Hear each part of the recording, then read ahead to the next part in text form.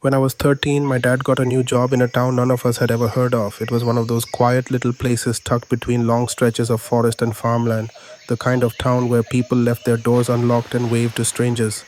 At first, it felt peaceful, safe, but that was before the man in the hood started showing up.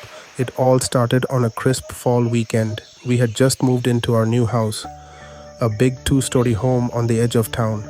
You could see the woods from my bedroom window. In fact, the trees were so close that sometimes at night it looked like they were leaning in, like they were listening. My parents were thrilled. It had a wraparound porch, an old fireplace, and a cellar that smelled like rain and mold. I didn't like it. Something about the place felt watched. My parents told me I was just nervous about the move. You'll get used to it, they said. I didn't. One weekend, it happened. It was around 9:30 p.m. My parents were out at some dinner with my dad's new co-workers, and I was home alone, which at that age felt more exciting than scary. I was in the living room playing games with headphones on when I saw the motion light flicker on outside. I paused the game. Something or someone had triggered it. I walked to the window and peeked through the curtain. There he was, a man in a dark gray hoodie standing at the edge of our backyard, not moving, not saying anything, just staring at the house. I stood frozen. He wasn't close enough to see his face, just a shape, tall, still. I closed the curtain and turned off the light. 15 minutes passed. I checked again, gone. I convinced myself it was a neighbor or maybe just a hiker who took a wrong turn. But deep down, I knew better. It didn't stop there. Every night for the next 4 nights, same time, same spot. 9:30 p.m., motion light, backyard, still figure, no movement, no sounds, no explanation. My parents thought I was imagining it. They even laughed the second time I brought it up. So I stopped telling them. Instead, I started watching, waiting. I left my bedroom window cracked, turned off all the lights, and waited in the dark with my eyes fixed on the trees. And each time, he came back, always in the same place, always facing the house. On the 6th night, something changed. There was no light, no silhouette, no figure in the woods.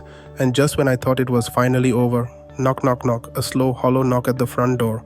3 times. I didn't move. My heart was pounding so loud I thought he could hear it through the walls. Knock, knock, knock, again. I crept to the top of the stairs and looked down. Through the glass panel on the front door, I could barely make out a figure.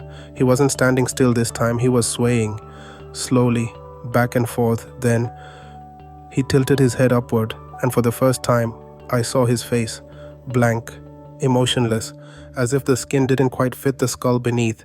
He pressed one hand to the glass. His fingernails were cracked, dirty, blood under one of them.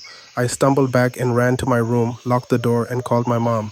My mom didn't answer. I tried my dad, nothing. I finally called 911. The operator told me to stay on the line and not open the door under any circumstances. But by the time the police arrived, the man was gone. No footprints, no signs of forced entry, just a faint smudge where his hand had been on the glass. The officers checked the woods but found nothing. They told my parents it was probably a local vagrant or prankster, but I knew that wasn't it. 2 nights later, it escalated. This time, it wasn't a knock, it was a call. To the house phone. We barely used it. It was one of those dusty landlines mounted on the kitchen wall. I answered. Silence. Then breathing, shallow, raspy, like someone trying to stay quiet while still listening. Then a voice. Why'd you turn off the light? I hung up. My stomach dropped. That meant he was watching me in real time. He could see me. Right now. I turned on every light in the house and locked every door, every window. That night, I didn't sleep. The following day, my dad decided to check the crawl space under the porch. We rarely used it.